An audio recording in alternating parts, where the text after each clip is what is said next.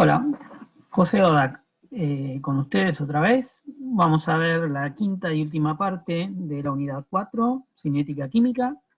Y aquí lo que vamos a discutir son algunos aspectos, acá dice aspectos atópicos, casos avanzados, pero no es tan así. Son prácticamente algunos detalles y algunas aplicaciones interesantes, en mi opinión, de la cinética química. Vamos a empezar hablando de catalizadores.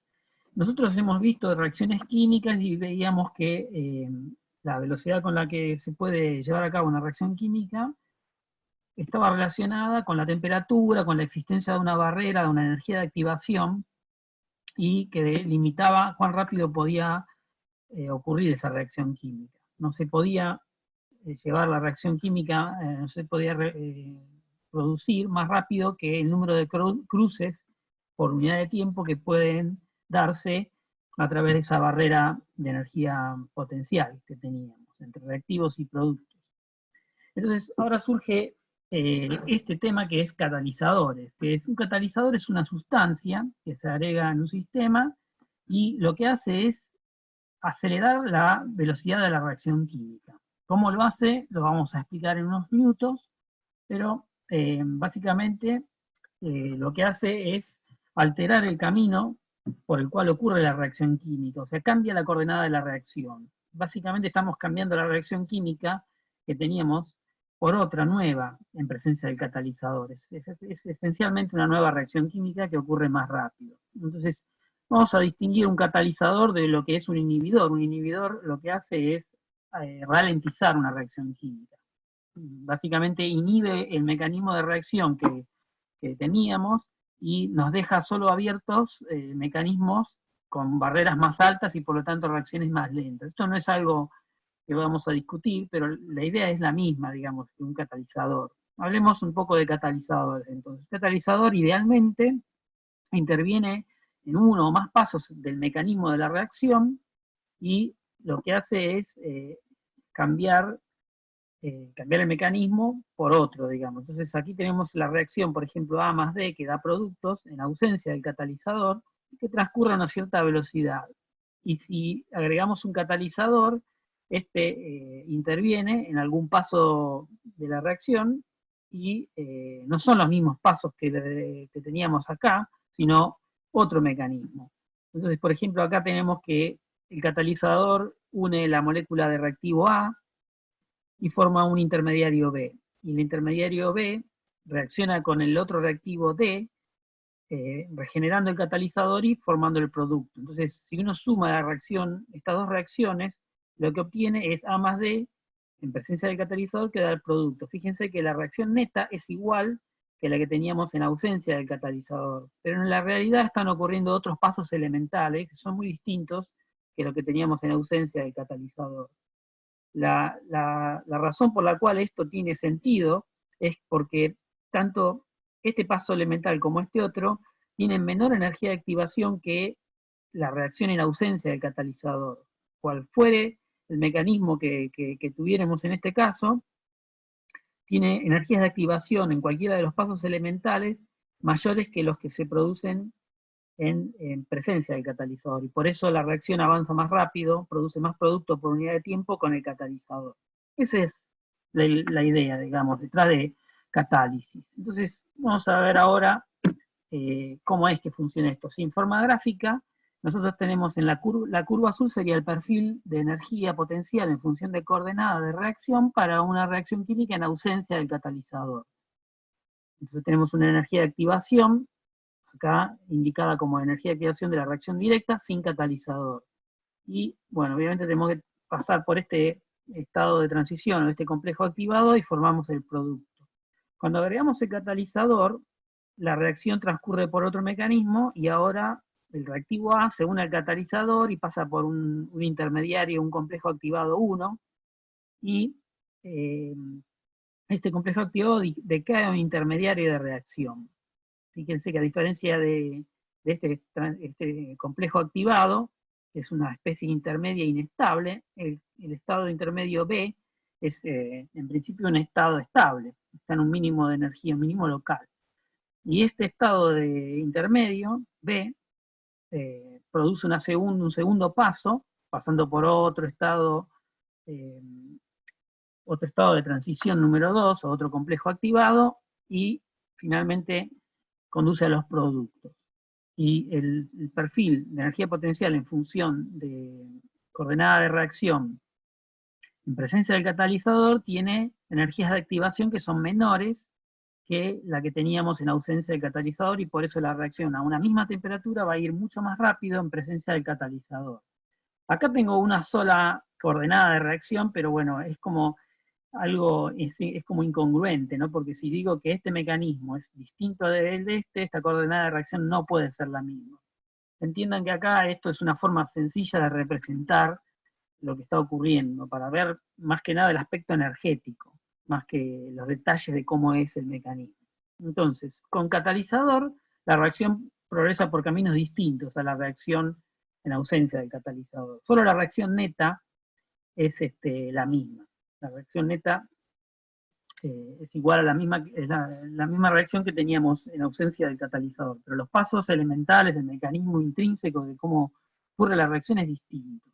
Entonces tenemos intermediarios y estados de transición diferentes, y noten que tanto la reacción directa de reactivos a productos se acelera, como también, también se aceleraría en principio la reacción inversa de productos a reactivos, porque si bajan las energías de activación, esto ocurre tanto para la ida como para la vuelta, digamos. Las dos reacciones sufren la misma ventaja en cuanto a catálisis. Entonces, una cosa que es importante es que la diferencia de energía entre reactivos y productos no cambia por acción del catalizador. El catalizador solo cambia las energías de activación. ¿Está bien? Entonces, no va a hacer que una reacción sea más espontánea o menos espontánea. Eso no va a ocurrir. Pero sí va a ocurrir que la reacción va a proceder a una velocidad distinta, en general, mayor velocidad en presencia del catalizador. En general distinguimos dos tipos de catálisis. Catálisis homogénea, cuando tanto el catalizador como los reactivos y los productos están en una misma fase con las mismas propiedades físicas, digamos, ¿no? Y catálisis heterogénea, donde tenemos el catalizador en una fase y los reactivos o productos, o ambos, en otra fase. Entonces, vamos a ver algunos ejemplos de cómo ocurre esto. O sea, veamos, por ejemplo, el primer ejemplo que tengo acá de catálisis homogénea es la hidrólisis de un éster. Un éster es esta forma, es el compuesto que se obtiene cuando reacciona un ácido con un alcohol, y se sabe que en presencia de agua los ésteres se hidrolizan, pero esta reacción ocurre en forma muy lenta, sin catalizadores. O sea, acá tenemos que la reacción de un éster con agua forma el ácido, un ácido orgánico, y el alcohol. O sea, es la inversa, digamos, de la esterificación, que es lo que formó este éster a partir del ácido y del alcohol. Acá tengo la hidrólisis. Esta reacción se sabe que es muy lenta, se puede observar, pero es lenta. Ahora, si uno agrega un ácido, la reacción se acelera notablemente. Entonces, ¿cómo es que un ácido actúa como un catalizador? Bueno, acá lo que tenemos es varios pasos. Fíjense que acá yo tengo la reacción neta. Esto sería, si la reacción ocurriese en este paso, así sencillo, es muy lenta, pero cuando uno agrega un ácido ocurre toda una secuencia diferente. Entonces el primer paso es que un agua protonada, acá tengo una molécula de agua que tiene un protón adicional, acá marcado en rojo, se coordina primero al grupo oxo del carbonilo, digamos, de este éster, que tiene pares de electrones libres. Entonces ahí empieza un proceso en el cual, al coordinarse esta molécula de agua, lo que termina ocurriendo es que el protón básicamente es transferido de esta molécula de agua a este grupo oxo del carbonilo. Y bueno, ahí se escinde de la molécula de agua y ahora queda coordinado el carbonilo, el protón. Y este le confiere una densidad de carga positiva a este grupo oxígeno, a este átomo de oxígeno, el grupo carbonilo, y eso lo que termina haciendo es que esta densidad electrónica de este enlace doble tiende a polarizarse hacia el oxígeno. Y eso atrae densidad electrónica de este otro oxígeno que tiene densidad electrónica en los pares libres acá, y que terminan, digamos, compartiendo densidad electrónica con el carbono vecino acá. Entonces, lo que termina haciendo esto es un paso básicamente de protonación del éster, y que le termina aumentando la densidad de carga positiva a este carbono, porque al atraer la densidad electrónica hacia el oxígeno, queda este carbono con una densidad más positiva que en ausencia de este protón. Y eso termina atrayendo la densidad electrónica de este otro oxígeno. Pero en definitiva, lo importante es que queda una deficiencia de carga sobre el carbono. Y eso está representado acá. Entonces, este primer paso de la protonación del oxo es un paso rápido, que consiste, digamos, en un equilibrio. Puede protonarse y desprotonarse en forma rápida. Pero una vez que se llega a este estado, se produce un segundo paso, donde esta deficiencia de carga positiva sobre el carbono, perdón, esta deficiencia de carga sobre el carbono, que es una densidad de carga positiva, atrae a una par electrónico del agua, de otra segunda molécula de agua, que se coordina a este carbono.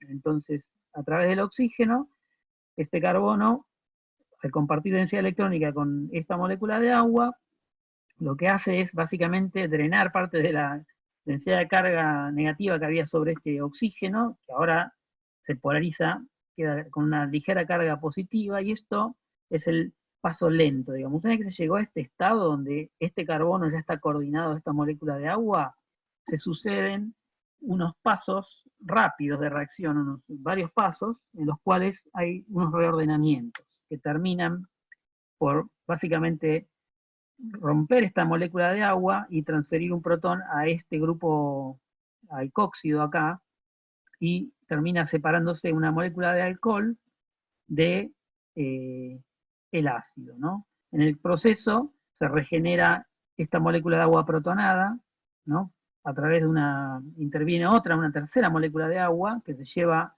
un hidrógeno remanente acá, un protón, y que es este protón que actuó inicialmente acá, básicamente. O sea, acá se está regenerando el protón del ácido que uno agrega, y que es el catalizador. Fíjense que el catalizador, en esta reacción, yo lo pongo acá, y acá se me regenera.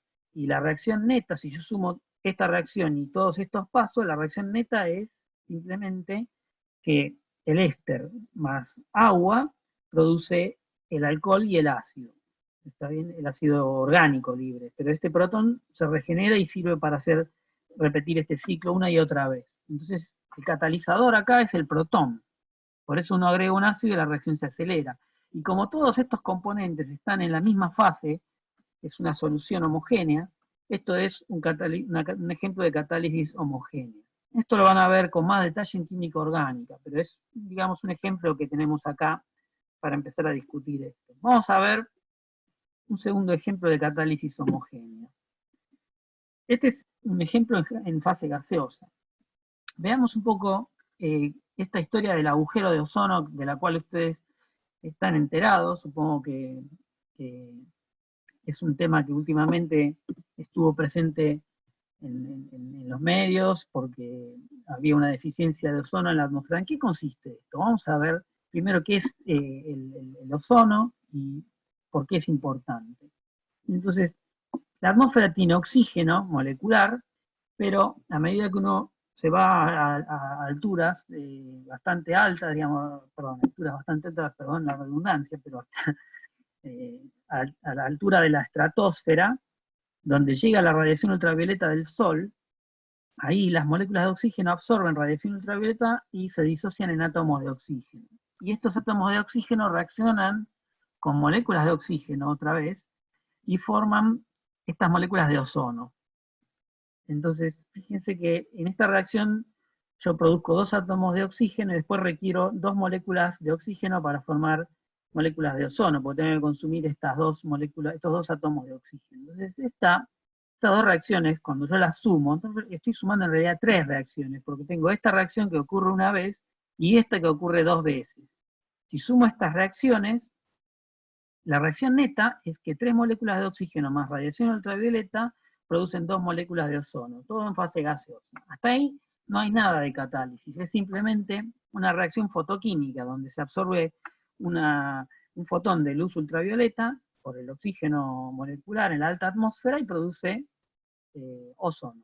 Eso sería la reacción neta. Entonces, esta reacción ocurre y produce una concentración del orden de 10 microgramos por kilo, más o menos, 10 microgramos por kilogramo, 10 partes por 10 partes por millón de ozono en la parte alta de la atmósfera. Y esta capa de ozono, esta concentración de ozono que se forma en esa parte de la atmósfera, absorbe luz ultravioleta. ¿Cómo funciona eso? Bueno, eso, la luz ultravioleta que tiene longitudes de onda por debajo de 200 nanómetros es particularmente nociva para la vida porque destruye las biomoléculas. En particular es dañina para los ácidos nucleicos, muchas proteínas también absorben esta luz y produce un montón de reacciones fotoquímicas y es incompatible con la vida, la radiación ultravioleta de estas longitudes de onda. Entonces, en presencia de ozono, y una muy pequeña cantidad del ozono tiene la particularidad que es muy, muy absorbente de esta longitud de onda, de luz ultravioleta. Esta longitud de onda y menores también absorbe. Un espectro de absorción bastante amplio. Entonces el ozono absorbe luz ultravioleta y se disocia formando átomos de oxígeno y moléculas de oxígeno. Hasta acá es simplemente una reacción, fíjense que es distinta que esta que tengo acá. Acá tengo ozono que se disocia en átomo de oxígeno y molécula de oxígeno. Y estas moléculas de oxígeno reaccionan con átomos de oxígeno y vuelven a formar ozono. O sea, básicamente el ozono se disocia, forma oxígeno y oxígeno atómico, el oxígeno atómico vuelve a reaccionar con oxígeno que hay en la atmósfera, que es mucho más abundante que el ozono, y se vuelve a generar ozono. Esta reacción que tengo acá es la misma que la que tengo acá. Entonces, esta reacción, sumada a esta, produce ninguna reacción neta, porque fíjense que acá se simplifica el ozono, y se simplifica, si sumo estas dos reacciones, se simplifica el oxígeno atómico. Entonces, lo único que está haciendo esta suma de estas dos reacciones es absorber luz ultravioleta y generar especies, digamos, con mayor energía cinética, porque no se genera ninguna especie nueva, solo se absorbe luz y se genera calor esencialmente. La energía que se absorbe de la luz termina disipándose como calor y no se produce ninguna molécula nueva, pero esta radiación ultravioleta no llega hasta la altura donde estamos nosotros, acá a la superficie de la Tierra, porque esta capa de ozono la absorbe. Y esto es la protección que nos brinda esa capa de apenas unos 10 partes por millón, 10 microgramos por kilogramo. Entonces, ahora sí, entremos en este tema del agujero de ozono. En su momento se usaban heladeras o aires acondicionados cuyo fluido que se comprimía y se evaporaba para el ciclo de llevar calor desde el interior de la heladera al exterior, o para enfriar un ambiente, con el caso de un aire acondicionado, utilizaban dicloro difluor metano, que se llamaba freón 12. Esta es una molécula que tiene 2 átomos de flúor, 2 átomos de cloro unidos a un carbono. Es un metano halogenado, digamos. Reemplazamos todos los hidrógenos y ponemos 2 flúors y 2 cloros. Esta molécula también absorbe radiación ultravioleta. Lo que ocurre es que esta molécula de freón se utilizó bastante en la fabricación de heladeras y aires acondicionados, y obviamente cada vez que uno repara un equipo de estos, libera una cantidad accidentalmente de este freón. Esto terminó llegando a la estratosfera, donde se encuentra el ozono, y ahí este freón también absorbe radiación ultravioleta, pero produce esta reacción. Se disocia formando un radical, difluor monocloro metano, y un radical cloro. Fíjense que este radical y cuando se recombinan, forman acá un enlace, pero si se rompe homolíticamente, tenemos un radical cloro y un radical difluor diclorometano. Y estas especies, en particular este radical cloro, es el que es responsable de destruir el ozono. Esto es lo que estudió el químico Alfred Molina. Él es un premio Nobel por haber estudiado esta química y otras reacciones de química ambiental. Pero en particular esta es una de las reacciones que más le interesó a Alfred Molina. Y él lo que estudió fue cómo esta especie radicalaria, al interaccionar con el ozono en la alta atmósfera, termina destruyendo el ozono en forma catalítica, o sea, es bastante nocivo. Por eso pequeñas cantidades de este freón son muy nocivas para la capa de ozono. Vamos a ver cómo funciona este mecanismo. Lo primero que ocurre es que el radical cloro, formado por esta radiación UV, reacciona con el ozono y produce una especie que es otro radical acá. Tengo un radical cloro-oxígeno y se libera una molécula de oxígeno. Y este radical reacciona con un átomo de oxígeno, un oxígeno atómico que también se forma en la alta atmósfera por efecto de la radiación ultravioleta y por las mismas reacciones que discutimos en la lámina anterior, y este me regenera el radical cloro y forma otra molécula de oxígeno. O sea que acá, si yo sumo estas dos reacciones, fíjense lo que ocurre. Este radical cloro reacciona con ozono, forma una molécula de oxígeno y este radical que se consume en el segundo paso. O sea, este es un intermediario. Cuando sumo las dos reacciones, lo que tengo, que se simplifica el radical cloro, se simplifica el intermediario y me queda que ozono más oxígeno da dos moléculas de oxígeno. O sea, esto es la inversa de la reacción que vimos acá, donde teníamos que oxígeno formaba ozono. O sea que esta reacción lo único que hace es destruir el ozono, y es una reacción catalítica. Por eso es muy importante no utilizar más este freón. Este freón se ha discontinuado y ya no se utiliza más. Acá tenemos una gráfica, me olvidé de dónde obtuve esto, pero creo que es de un sitio de la NASA, donde está esta imagen. Pero bueno, acá tenemos una representación en falsos colores, donde se ve lo que representa esta mancha azul, es el agujero de ozono que estaba sobre el polo sur. Ahora hay otro en el polo norte, que todavía no se conoce bien si las causas son un set de reacciones como esta o si es otro fenómeno. Pero este agujero de ozono es el que existió hace aproximadamente unos 10 años o 15, era un problema bastante serio y poco a poco se fue cerrando. Se estableció que una de las razones por las cuales se formó este agujero es por estas reacciones, este sistema de reacciones catalíticas. Esto es realmente peligroso porque, bueno, obviamente es nocivo para la vida sobre el planeta. Entonces, este es otro ejemplo de catálisis homogénea, pero en fase gaseosa. Vamos a ver ahora unos ejemplos de catálisis heterogénea. El primer ejemplo que vamos a ver es el de esta reacción. Acá tengo dos moléculas de monóxido de carbono más dos moléculas de óxido de nitrógeno, óxido nítrico, y estos forman dióxido de carbono, dos moléculas, y nitrógeno. Esta reacción, que puede parecerles un poco extraña, es una de las reacciones que ocurren en los convertidores catalíticos de los caños de escape de los autos. Por eso vamos es una de las reacciones. Los catalizadores ayudan con un conjunto muy grande de reacciones. Vamos a ver cómo funciona esto. Esta reacción, lo primero que ocurre con la catálisis heterogénea es que primero tenemos dos fases. Acá tengo una fase gaseosa y una fase sólida donde está el catalizador. En este caso, el catalizador lo que hace es, cuando las moléculas de monóxido de carbono o de óxido nítrico impactan sobre la superficie del catalizador, algunas se fijan sobre determinados sitios del catalizador. Y este fenómeno de superficie, de unión a alguna superficie, se conoce como adsorción. Este fenómeno de adsorción lo que hace es unir moléculas a la superficie del catalizador porque estas moléculas comparten densidad electrónica con el catalizador. Pero básicamente el catalizador es como si fuera sitios de unión química donde le drena parte de la densidad electrónica a las moléculas y debilita los enlaces químicos de estas.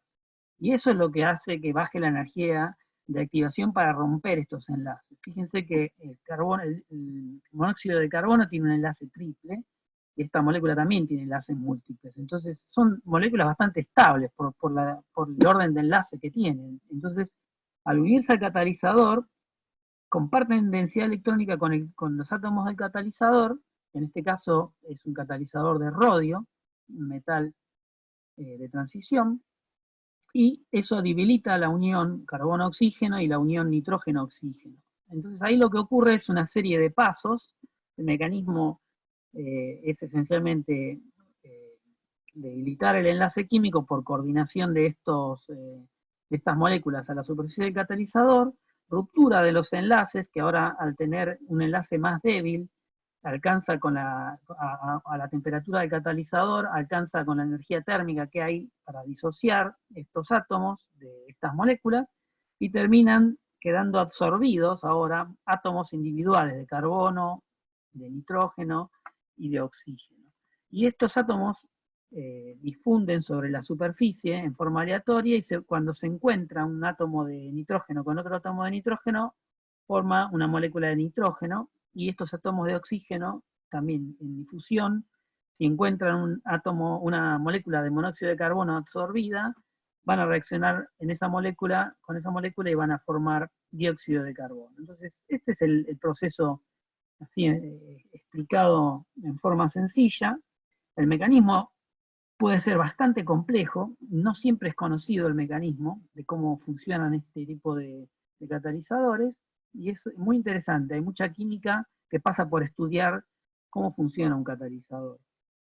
Y aquí lo que tenemos es que, bueno, una vez que se forma el dióxido de carbono y el nitrógeno, se desorben, acá dice desorción, se desorben y pasan de vuelta a la fase gaseosa, y entonces esta superficie se regenera.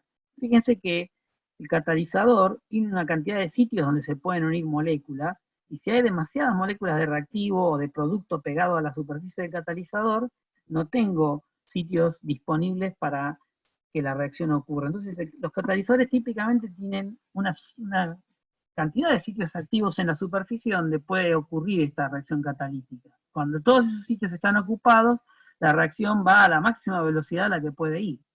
Hasta que no se libere un sitio catalítico, no puede haber más reacción. Entonces, las reacciones catalíticas típicamente aumentan de velocidad con la concentración de los reactivos, como veníamos viendo, pero hay un límite por encima del cual, si aumenta la concentración de reactivos, la reacción no va más rápido, porque el catalizador está saturado, digamos, está todo ocupado, entonces no puede ir más rápido que eso. Entonces ahí lo que ocurre es que la reacción ocurre, si esta reacción puede ocurrir sin el catalizador, va a ocurrir a la velocidad que ocurre en ausencia del catalizador, además de estar ocurriendo sobre el catalizador. Obviamente, sobre el catalizador es tanto más rápida que la reacción sola sin el catalizador, que prácticamente lo único que importa es la parte de la reacción que va por este mecanismo. Entonces, este es un ejemplo de convertidor catalítico de los autos, están en los caños de escape. Si ustedes miran en los autos, tienen un dispositivo, acá tengo el silenciador, acá tengo el convertidor catalítico, y este caño que viene acá viene del motor. El motor lo que hace es quemar combustible. Básicamente los motores de combustión queman alcanos con oxígeno del aire y producen dióxido de carbono y agua, pero la combustión no es completa.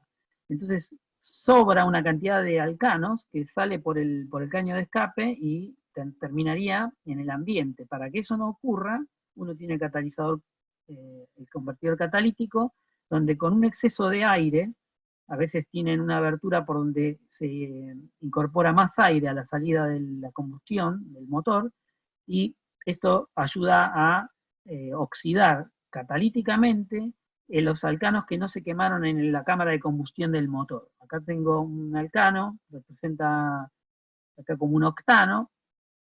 En realidad la nafta es una mezcla de alcanos de distintos pesos moleculares, pero el octano es representativo de lo que uno está poniendo en la nafta, y reacciona con suficiente oxígeno sobre un catalizador que tiene platino sobre óxido de níquel.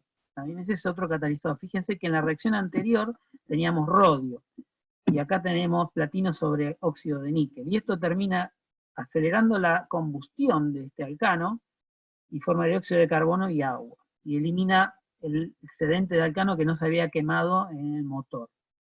Entonces esto produce obviamente energía porque no deja de ser una combustión, y esta combustión, bueno, obviamente que calienta el catalizador a una temperatura bastante considerable. La combustión también en el motor del auto genera partículas de carbón. Esto ocurre en la explosión en cada ciclo del motor de combustión. Y también genera algo de monóxido de carbono. Y estos también son destruidos por el catalizador catalítico.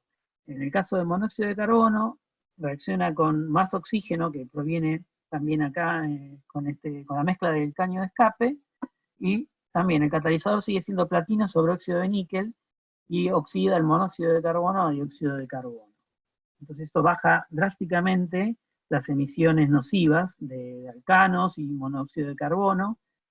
Y bueno, el carbón también se oxida catalíticamente sobre este mismo catalizador de platino sobre óxido de níquel, formando dióxido de carbono. Acá hay un corte de cómo es un catalizador catalítico. Como ven, es una estructura de cerámica que está impregnada. Es una cerámica que contiene óxido de níquel y también contiene platino metálico en polvo, son básicamente nanopartículas de platino, y de rodio también, para catalizar esta reacción de este ejemplo de acá. Entonces todo eso está mezclado acá, y estos metales preciosos, platino, rodio y níquel, los metales catalizan todas estas reacciones y evitan que salgan estos alcanos, el monóxido de carbono, parte del carbón y los óxidos de nitrógeno a la atmósfera, y que, bueno, nos contaminen el aire. Estos son emisiones, lo que se refiere la gente con emisiones se refieren a emisiones tóxicas por los escapes de auto. Entonces, eso sería otro ejemplo. Vamos a ver otro ejemplo de catálisis heterogénea, pero ahora en forma mucho más breve.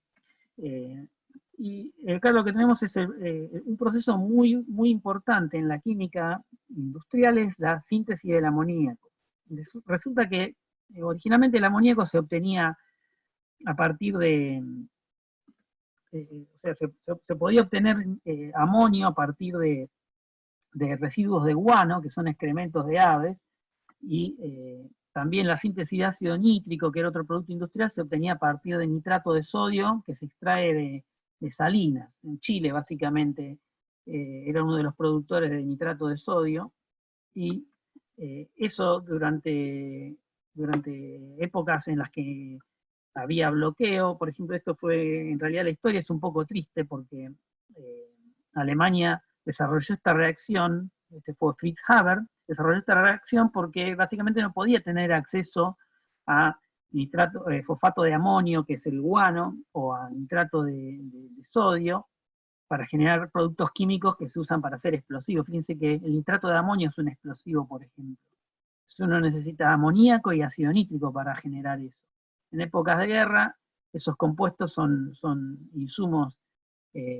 insumos fundamentales, y bueno, tristemente, aunque en realidad esto tiene una implicación muy, muy, muy importante para nosotros ahora, pero esta reacción tuvo un origen bélico, básicamente. Esencialmente, lo que hizo Fritz Haber es que probó distintas sustancias para distintos tipos de materiales, y él se dio cuenta que la reacción entre el nitrógeno y el hidrógeno en fase gaseosa, que a pesar de ser exotérmica, no ocurre con velocidad apreciable. Pero Fritz Haber encontró que usando mezclas de hierro, óxido de hierro, y también con pequeñas cantidades de óxido de potasio y soportados sobre una cerámica de óxido de aluminio, trabajando a presiones altas y temperaturas del orden de 500 grados Celsius, catalizaba la reacción entre el nitrógeno y el hidrógeno y formaba amoníaco. Y esto le permitió desarrollar industrialmente la síntesis de amoníaco. El amoníaco después se puede oxidar con aire y formar óxidos de nitrógeno que terminan produciendo ácido nítrico. O sea que esta reacción sirve para hacer ácido nítrico, amoníaco, y nitrato de amonio, por ejemplo, es un fertilizante que se usa para nutrir los suelos en los cultivos intensivos. También se puede producir fosfato de amonio si uno tiene una fuente de amoníaco. Esta reacción entonces terminó siendo clave, porque nosotros en realidad dependemos de este proceso, porque la producción de amoníaco, que tiene muchísimos usos industriales, todo proviene de esta reacción, del proceso Haber. Entonces es una reacción donde tenemos de nuevo un catalizador, que es un catalizador heterogéneo, una catálisis en fase sólida de estas dos especies que están en fase gaseosa. No vamos a discutir el mecanismo porque el mecanismo es bastante complejo, pero sepan que este es un ejemplo de una reacción que ocurre en forma catalítica también. Estos detalles los van a ver en otras materias, en Química Inorgánica 2, los que estudian química van a ver más detalles sobre esto. Eh, bueno, si hay interés, nos pueden consultar para más detalles. Otra reacción de catálisis heterogénea es la producción de ácido sulfúrico. El ácido sulfúrico es uno de los productos que más se usan en la industria química general. Tiene muchísimos usos y es un producto que tiene que ser de producción barata, porque si no todos los productos que están producidos y que utilizan en su proceso ácido sulfúrico encarecerían el proceso. Entonces es clave tener una forma de obtener ácido sulfúrico en forma rentable y muy económica. Entonces el sulfúrico, el ácido sulfúrico se produce por reacción de trióxido de azufre con agua. Pero el paso más difícil es obtener trióxido de azufre, que se obtiene oxidando dióxido de azufre. El dióxido de azufre simplemente se obtiene quemando azufre en aire y forma dióxido de azufre. Pero convertir este gas, dióxido de azufre, en trióxido de azufre es un paso lento. Para que esta reacción sea rentable, se necesita un catalizador. En este caso, el catalizador es pentóxido de vanadio y que funciona a una temperatura de unos 400 grados Celsius y, bueno, cataliza la oxidación de dióxido de azufre a trióxido de azufre. Y esto hace que este proceso sea rentable y rápido. Bueno, estos serían ejemplos de catálisis. Vamos ahora a cambiar un poco el tópico y vamos a ver otro tipo de catálisis, que es la catálisis enzimática. Las enzimas son en realidad casos particulares de catalizadores, son biomoléculas, básicamente son proteínas, aunque menos frecuentemente también son ácidos ribonucleicos. Hay dos tipos de enzimas. Estas proteínas, comúnmente llamadas enzimas, y las ribosimas, que son ácidos ribonucleicos, un ARN en realidad que cumple una función catalítica. El mecanismo de acción es muy parecido en realidad. Entonces vamos a discutir un poco cómo funcionan las enzimas en forma genérica. Entonces, primero las enzimas catalizan reacciones químicas parecidas, un conjunto de reacciones parecidas. Cada enzima es capaz de catalizar un conjunto, a veces una única reacción, pero muy frecuentemente catalizan un conjunto de reacciones que son todas parecidas. Por ejemplo, oxidaciones de alcoholes, oxidaciones de aldehídos.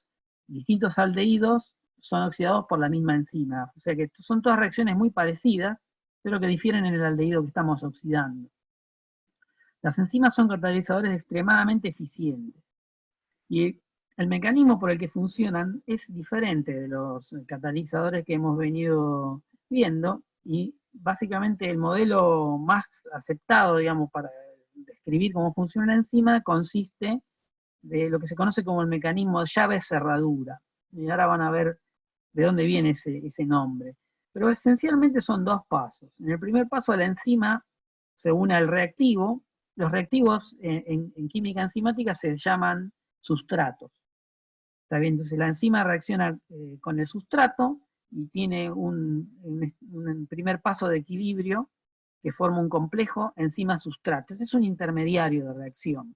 Es el sustrato unido a la enzima, o el reactivo, si quieren, unido a la enzima. De este intermediario se produce el segundo paso, que es la reacción donde la enzima convierte al sustrato en producto.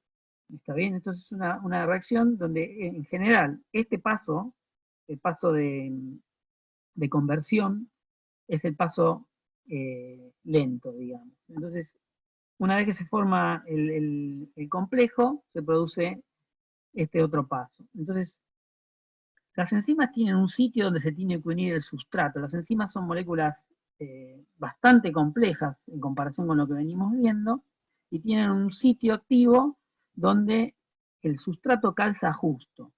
Entonces, vamos a ver acá en forma gráfica, ¿no? Yo tengo acá una enzima representada en amarillo y tengo, acá hay dos sustratos.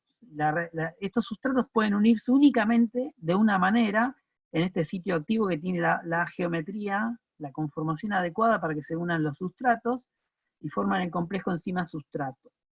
Una vez que esto se formó, se produce el segundo paso, que es la reacción química en sí, digamos, donde la enzima genera la reacción entre los sustratos y luego se libera el producto. O sea, este es el segundo paso. Fíjense que es como, por eso se llama mecanismo de llave-cerradura, porque acá es como que tengo la cerradura y las llaves son estos sustratos que se unen únicamente en una única configuración posible al sitio activo de la enzima. Entonces, todas las enzimas tienen un sitio activo que está diseñado de tal manera que calza justo en los sustratos, él o los sustratos que participan de las reacciones químicas sobre esta enzima. Entonces, esta es la perfección de ese, de ese ajuste, digamos, que tenemos entre el sitio activo y los sustratos, se produjo a través de la evolución. Las enzimas son producto de la evolución de las células que han mejorado el diseño de estas moléculas para que sean los catalizadores más eficientes que conocemos. Entonces acá tenemos, por ejemplo, una gráfica como las que veníamos viendo, donde tengo energía potencial y coordenada de reacción, y donde tengo los distintos pasos. Acá tengo la enzima más el sustrato, tenemos una primera barrera con un estado de transición, y se une la enzima al sustrato y forma un intermediario estable, que es el complejo enzima-sustrato. Y este sufre un segundo paso, en el cual pasa por otro estado de transición, a otro complejo activado, y convierte al sustrato en productos, y se liberan los productos. Eso sería el mecanismo. Entonces, una de las cosas que tenemos que recordar con las enzimas es que es importante también conocer la ley de velocidad de las reacciones químicas que ocurren con catálisis enzimática. Entonces, el mecanismo de reacción, en general, lo que vamos a ver es, lo que se observa en general es que a bajas concentraciones de reactivos, o bajas concentraciones de sustratos, se obtiene una ley de velocidad de orden 1 en reactivo, que acá está representado por el sustrato. Entonces, pero aumentando la concentración del sustrato, lentamente la reacción va aumentando de velocidad, porque es orden 1 en sustrato, pero en un momento se produce una saturación, donde todos los sitios activos de la enzima están ocupados por sustrato o por producto que se formó y todavía no se separó de la enzima, y eso hace que la enzima tenga un límite de velocidad, digamos, la reacción se va de orden 1 a orden 0, donde ya no depende más de la concentración de sustrato, porque acá toda la enzima está unida o a reactivo, a sustrato, digamos, o a producto. Entonces la reacción va a una velocidad máxima que depende de cuánta enzima tenía. O sea, se vuelve orden 0 en sustrato, pero sigue siendo orden 1 en general en enzima. ¿Está bien? Esto es una típica curva de velocidad de reacción en función de la concentración de reactivo. O sea, no es tan simple como lo que veníamos viendo antes. Entonces, acá hay unos ejemplos de cómo son estas enzimas. Un ejemplo que tenemos acá es la amilasa, que es una enzima que nosotros tenemos en la saliva. Esta enzima lo que hace es romper cadenas de almidón, que es un polímero lineal de glucosas, y separa unos dímeros de glucosa, que son, en realidad es lo que se conoce como maltosa, es un disacárido, y fragmentos de longitudes variadas de glucosa, de polímeros o oligómeros de glucosa, que son lo que se conocen como dextrinas. Hay un conjunto de dextrinas, acá están en blanco los segmentos que se van a convertir en dextrina, y los que son acá marcados en rojo son dímeros de glucosa que se liberan, que forman maltosa, ¿no? Y las dextrinas son polímeros de distinto peso molecular, acá hay un número que varía, una distribución de tamaños de oligómeros, que son también polímeros de glucosa. Esto es la primera etapa de la digestión, y bueno, los almidones están en muchos de los alimentos que nosotros consumimos. Entonces la digestión continúa luego en el intestino, pero el primer paso se da en la saliva, en la boca, y la saliva contiene esta amilasa, en realidad una de las amilasas, hay un conjunto de amilasas, pero esta es una que acá está representada en forma tridimensional. Pero si uno mira, podemos ver otro ejemplo de enzima. Yo tengo acá una nitrogenasa. En este caso, fíjense que la reacción esta es la misma reacción que la del proceso Haber, es el nitrógeno que reacciona con el hidrógeno para formar amoníaco, pero eso también se puede hacer en forma enzimática, y esto es un descubrimiento relativamente reciente. Estas enzimas existen en algunos nódulos de ciertas raíces de leguminosas, y son proteínas que contienen sitios activos con átomos de hierro y átomos de molibdeno en los sitios activos. En esos sitios activos se unen el nitrógeno y el hidrógeno, están en fase gaseosa, pero bueno, se absorben sobre la enzima los coordina a estos átomos de hierro y de nitrógeno y de molibdeno, y ahí se produce una reacción química entre el nitrógeno y el hidrógeno a temperatura ambiente y a un bar, básicamente de condiciones ambientales, y forma amoníaco. Y este amoníaco es absorbido por la raíz de la planta. Entonces este es un proceso que en el futuro va a tener cada vez más importancia porque es un proceso enzimático. Todo lo que sea biosíntesis nos permite evitar trabajar en condiciones extremas como el caso del proceso Haber, que es 500 grados centígrados y altas presiones. Entonces, acá tengo estas representaciones tridimensionales de cómo es la estructura de la enzima. Como ven, es una proteína que es una cadena de aminoácidos en realidad. Y tiene toda esta geometría, está plegada de esta forma para poder tener un sitio activo con la geometría exacta para que esta reacción ocurra en forma óptima. Bueno, esto es todo con respecto a catálisis. Vamos a cambiar ahora a otro tema. Entonces, lo que vamos a ver ahora es otro caso de cinética, pero en este caso no son reacciones químicas, sino reacciones de decaimiento radiactivo, que son reacciones nucleares. Ustedes ya deben saber de materias anteriores que los átomos existen en una variedad de isótopos. Algunos átomos existen con la misma cantidad de protones en el núcleo, y por lo tanto la misma cantidad de electrones a su alrededor, pero con distintos números de neutrones, y esto les confieren a los núcleos distintas estabilidades. El caso del hidrógeno, por ejemplo, tiene un protón y un electrón, pero también existe una versión un poco más pesada del hidrógeno, que es el deuterio. Este tiene un protón y un neutrón. Y hay otro isótopo del hidrógeno, que es el tritio, que tiene 2 neutrones y un protón. Obviamente todos tienen el mismo número de protones y por lo tanto el mismo número atómico, pero el número de neutrones más el número de protones en el núcleo es lo que se pone acá con un superíndice. En el caso del hidrógeno común tenemos Z igual a 1 y el número de nucleones, que son protones y neutrones en el núcleo, es 1 también, un protón. El deuterio tiene 2 nucleones y por lo tanto tiene un superíndice acá de 2 y el tritio tiene un 3.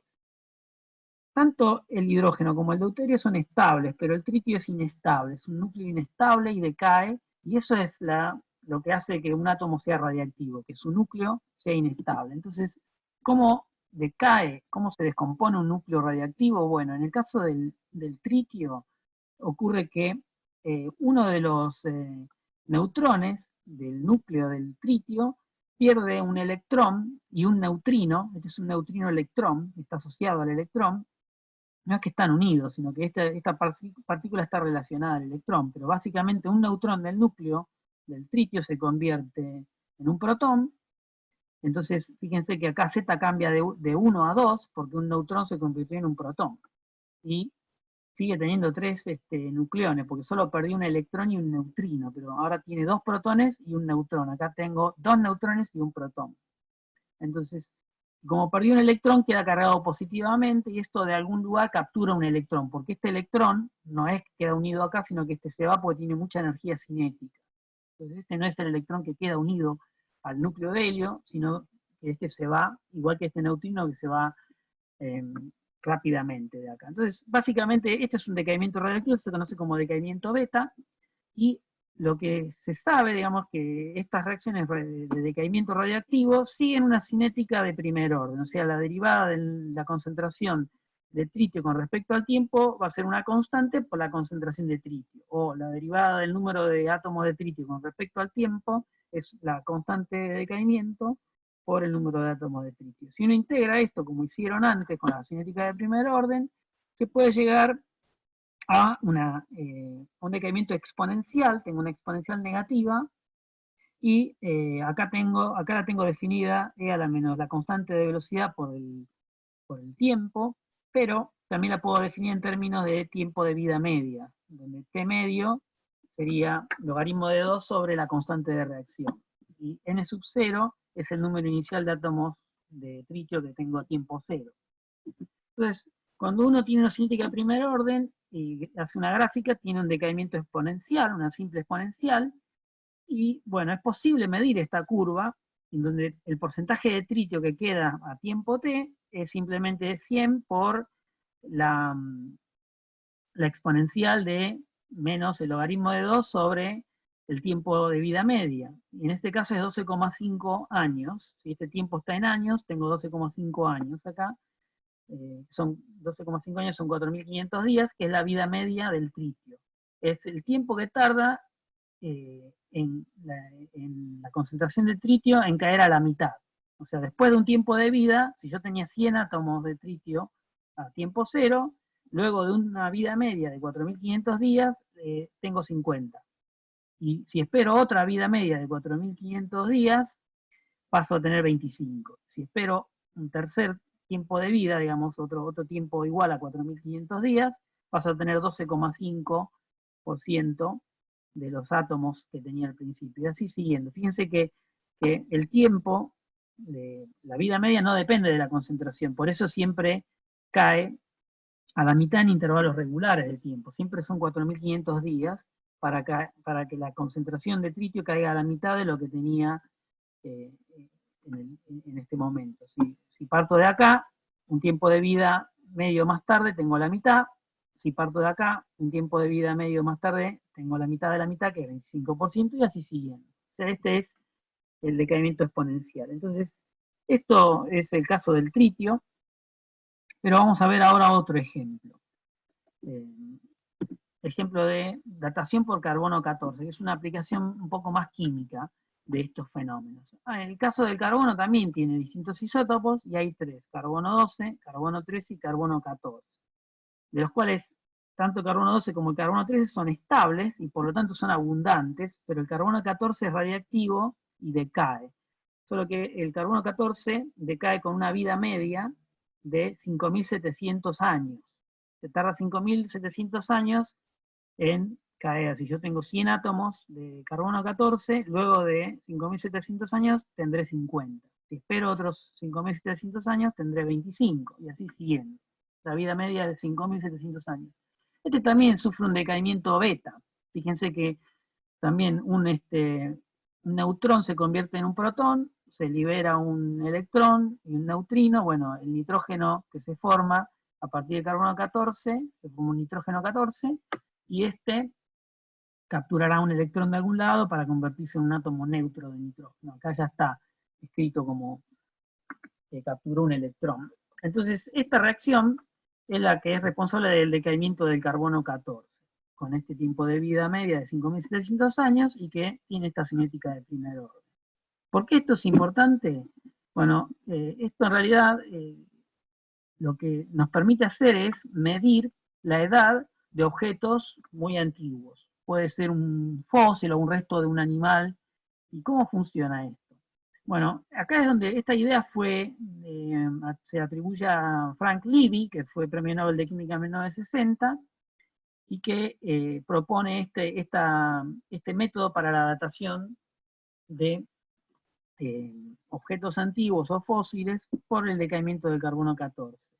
Entonces, primero vamos a ver de dónde viene este carbono 14, y que, bueno, se produce en la alta atmósfera por acción de rayos cósmicos. Los rayos cósmicos básicamente terminan produciendo neutrones que tienen grandes velocidades, y el impacto de esos neutrones con átomos de nitrógeno del aire producen carbono 14 y un protón que se proyecta o se libera en esta reacción. Esta es una reacción nuclear que produce carbono 14 en la alta atmósfera. Entonces, este carbono 14 termina formando dióxido de carbono y termina en la atmósfera, donde lo toman las plantas. Entonces, la idea de Levy es importante por lo siguiente, porque yo podría medir cuánto carbono 14 queda en un momento cuando yo obtengo un fósil que lo rescaté de algún lugar, pero no puedo saber cuánto había cuando el animal estaba vivo. Pero hay formas de evitar tener que conocer ese dato. Entonces, ese razonamiento que hizo Libby, las plantas absorben el carbono 14 que está en la atmósfera, a través de la fotosíntesis lo absorben, los animales se comen las plantas, incorporan el carbono 14 en sus tejidos. Entonces, mientras el animal está vivo, come dióxido consume carbono como alimento y mantiene un estado estacionario de carbono 14. Pero en el momento que se muere, deja de comer carbono 14 y no incorpora más carbono 14. Entonces, por los procesos de fosilización o por el decaimiento radioactivo, la cantidad de carbono 14 en los restos de ese animal que ahora ya está muerto, empiezan a decaer con la vida media del carbono 14, que es de 5.700 años. Entonces, la clave de esto que razonó Libby para proponer este método es que uno no mide simplemente cuánto carbono 14 hay, sino el cociente de carbono 14 a carbono 12. ¿Por qué es esto? Porque tanto el carbono 14 como el carbono 12 se van perdiendo de los restos de animales o del objeto por los procesos de fosilización, van siendo reemplazados por minerales. Pero también el carbono 14 decae en forma por el decaimiento radiactivo, el decaimiento beta.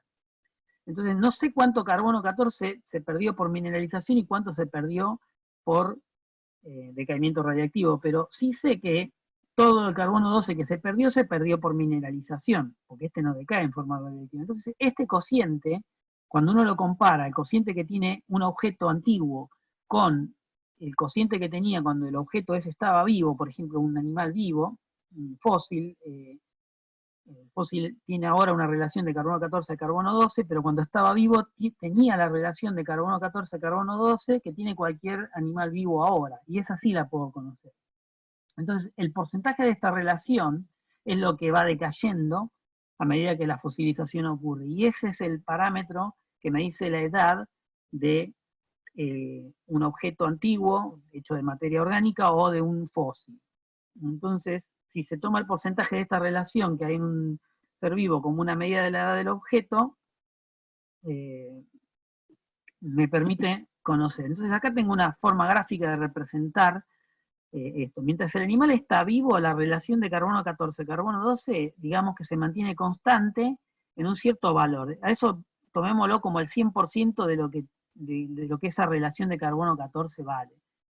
Entonces, en el momento en que el animal muere, deja de incorporar carbono 14, deja de incorporar todo tipo de carbono, y el carbono 14 empieza a decaer por su decaimiento beta, con una cinética de primer orden. Entonces, esta reacción, como ambos decaen por mineralización en la misma proporción, porque los isótopos de carbono 2 y carbono 14 tienen las mismas propiedades químicas, pero el carbono 14 solamente decae en forma radiactiva, esta relación va a decaer con la cinética de primer orden del carbono 14. Entonces, si yo mido esta proporción de carbono 14 a carbono 12, puedo inferir qué edad tiene el objeto. Entonces, a medida que se va fosilizando, voy a tener menos y menos y menos, en forma progresiva, de esta relación.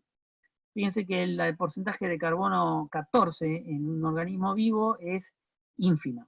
Acá lo tienen escrito con muchos ceros, es una fracción ínfima, y esto dividido el porcentaje de carbono 12 es lo que tenemos acá. En un ser vivo eso es un valor que es estacionario, y en el momento que se muere empieza a decaer. Y midiendo esa relación, que se puede medir midiendo cuánta emisión de partículas, de estas partículas,